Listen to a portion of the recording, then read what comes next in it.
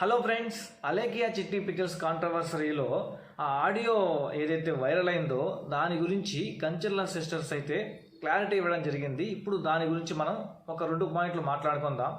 ఒక పాయింట్ వచ్చి, అదే టైంలో ఎవరో ఒక అబ్బాయి వాళ్ళతో అసభ్యంగా ప్రవర్తించాడంట. సో ఆ టైంలో ఆ ఆడియోనైతే ప్రిపేర్ చేశారు. ఆ ఆడియోని ప్రిపేర్ చేసి అతనికి పంపించబోయి ఇతనికి పంపించారంట.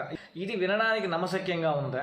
ఎందుకంటే అబ్బాయిలు అసభ్యంగా ప్రవర్తించారు అంటే ఎక్కడో ఒక దగ్గర నమ్మొచ్చు. కాకపోతే కొన్ని ఆడియోలు అయితే అమ్మాయిలతో కూడా అలానే బిహేవ్ చేశారు అని అయితే వచ్చింది. సో అలాంటప్పుడు అమ్మాయిలు కూడా అసభ్యంగా ప్రవర్తించారా అనైతే అందరికీ డౌట్ వస్తుంది.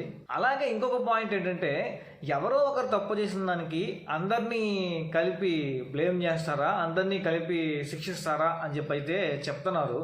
ఆ పాయింట్కి క్లారిటీ ఏంటంటే, అలేకియా చిట్టి పికిల్స్ కావచ్చు, ఏ బిజినెస్లో అయినా సరే ప్రాఫిట్ వస్తే అందరూ షేర్ చేసుకుంటారు. అలాగే ఒక సమస్య వస్తే అందరూ షేర్ చేసుకోవాలి కదా.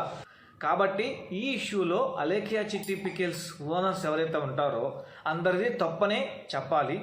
ఇది నా అభిప్రాయం మాత్రమే. మరి మీ అభిప్రాయాన్ని కింద కామెంట్ రూపంలో తెలియజేయండి. Bye bye.